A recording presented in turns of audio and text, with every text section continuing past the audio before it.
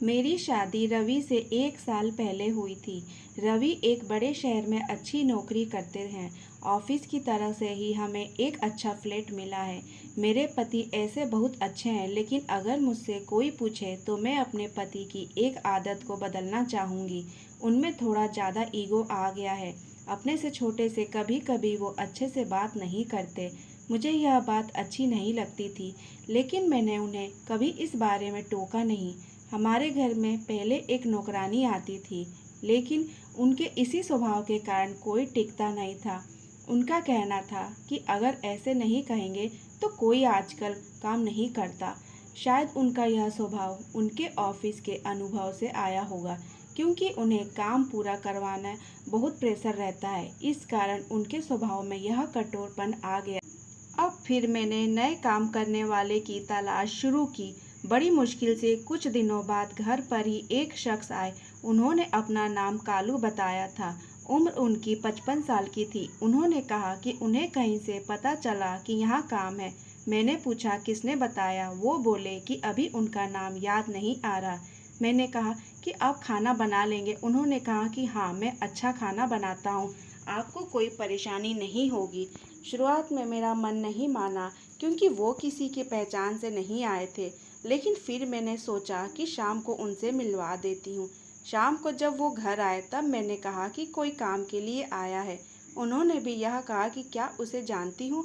मैंने कहा कि नहीं। वो कालू से मिले। पूछा कि पहले भी काम किया है। वो बोले हाँ साहब। उनकी उम्र के चलते उन्होंने भी यही सवाल पूछा कि तुम खाना वाना बना लेते हो। वो पहले ही थोड़ा घबराए हुए थे। कहा कि हाँ साहब, बना लूँगा। ठीक है, उन्होंने कहा, और कहा कि साफ सफाई से खाना बनाना और छुट्टी नहीं मिलेगी। रोज रोज का नाटक नहीं चलेगा कि तबीयत खराब है या घर में कोई बीमार है। यह सब बातों का ध्यान रखना। अभी खाना बनाकर दिखाओ, पसंद आया तो कल से तुम्हारी नौकरी पक्की। इतना सब मेरे पति से सुनने के बाद मैंने सोचा कि वो कुछ बोलेंगे, लेकिन उन्होंने सिर्फ इतना ही कहा कि हाँ साहब। मुझे उन्होंने उस पर ध्यान रखने को कहा। वो खाना बना रहे थे, काम अच्छे से कर रहे थे। लग रहा था कि उन्हें पहले भी इसका अनुभव था। खाना बनाकर तैयार हो गया था। उन्होंने खाना टेबल पर लगाया। मेरे पति ने और मैंने दोनों ने खाना खाया। मुझे खाना अच्छा लगा, और मेरे पति के चेहरे से भी मुझे लग रहा था कि उन्हें भी खाना बहुत पसंद आया। लेकिन उनकी आदत के अनुसार उन्होंने कुछ कहा नहीं। उन्होंने कहा कि खाना ठीक है, कल से आना, लेकिन ध्यान रहे कि खाना इससे ख़राब ना बने। इससे अच्छा बना सको तो अच्छा। इतना सुनकर उनके चेहरे पर एक खुशाई दिखाई दी। अगली सुबह से वो घर आने लगे। ज़्यादा बातें वो करते नहीं थे, कम बोलते थे, सिर्फ अपना काम करते थे। मेरे पति ने मुझे समझाया था कि नज़र रखना और अपना ध्यान रखना। उन्हें देखने से तो ऐसा नहीं लग रहा था, लेकिन उन्होंने कहा कि देखने से पता नहीं चलता, तुम कुछ दिन तक इसकी जानकारी भी निकलवा लेना कहा है। मुझे भी उनकी बात सही लगी, क्योंकि वो ऐसे ही अचानक मेरे घर पर आ गए थे और कहा था कि किसी से पता चला है। उनकी उम्र देखकर मैंने उन्हें रख लिया था। मैंने उनसे उनके पहचान पत्र मंगवाया था। उन्होंने लाकर दे दिया था। 1 से 2 दिन में मुझे लगा कि ठीक ही है। करीब 5 दिन का बात करने के उन्होंने मुझसे एक दिन कहा कि मैडम, थोड़े पैसे एडवांस मिल जाते तो अच्छा होता, मुझे ज़रूरत है। मैंने उनकी बात सुनी। उस समय के मैंने भी अपने पति की तरह सोचा और उन्हें कहा कि नहीं, अभी नहीं मिलेंगे।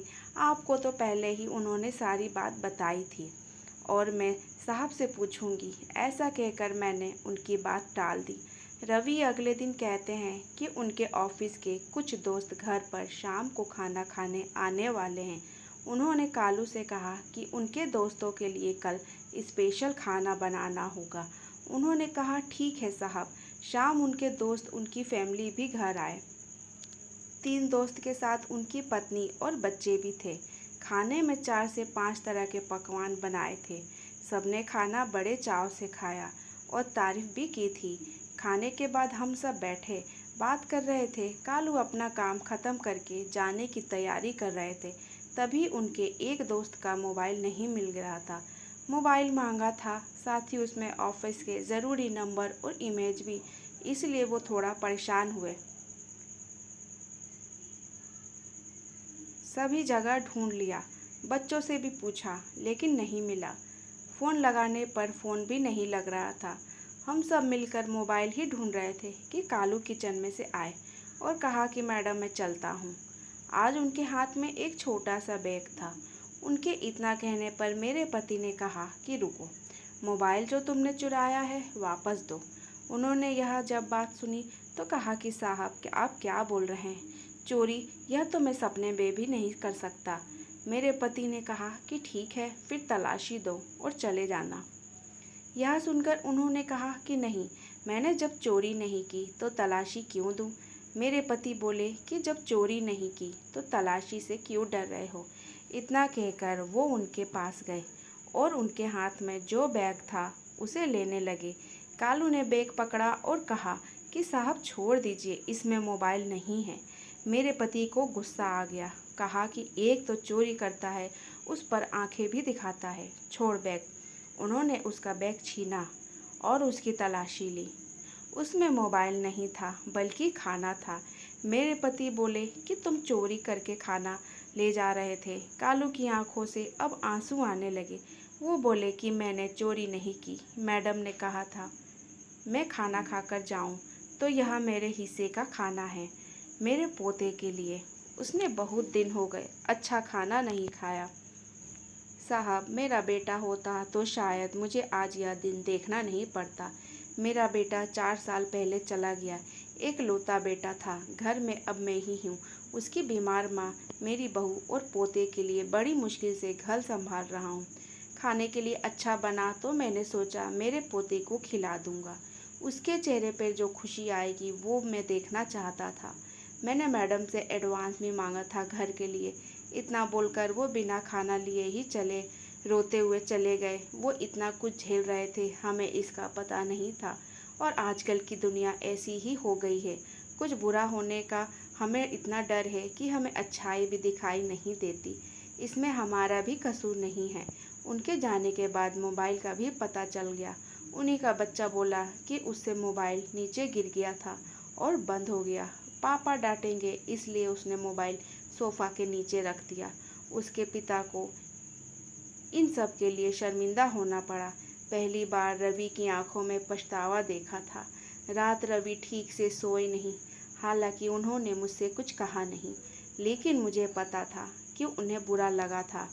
सुबह मुझे पता था कि वो फिर नहीं आएंगे, इसलिए मैं जल्दी उठी और घर का काम खुद करने लगी। थोड़ी देर बाद जब दरवाजे की बेल बजी और मैंने खोला तो सामने वही थे। चुपचाप वो अंदर जाके अपना काम करने लगे। मैंने बोला, सोचा कि शायद आप नहीं आओगे। वो बोले, मैंने भी सोचा था, लेकिन मैडम घर पर खाना नहीं हो तो आना ही पड़ता है। रवि ने उन्हें देखा तो जैसे उनको कुछ शांति मिली। उन्होंने 10,000 रुपये उन्हें दिए और कहा कि कल रात के लिए उन्हें माफ़ कर दे। पैसा लेने से उन्होंने मना किया तो वो बोले कि यह एडवांस है, रख लीजिए, बस इतना ही चाहिए था। कालू को थोड़ा सा कोई प्यार से बोल दे और थोड़े से पैसे, अच्छा लगा। मुझे भी मेरे पति का यह बदला रूप देखकर कठोर वो ऊपर से वो भी उन्हें बनना पड़ता है, अंदर उनके भी एक नरम दिल इंसान है।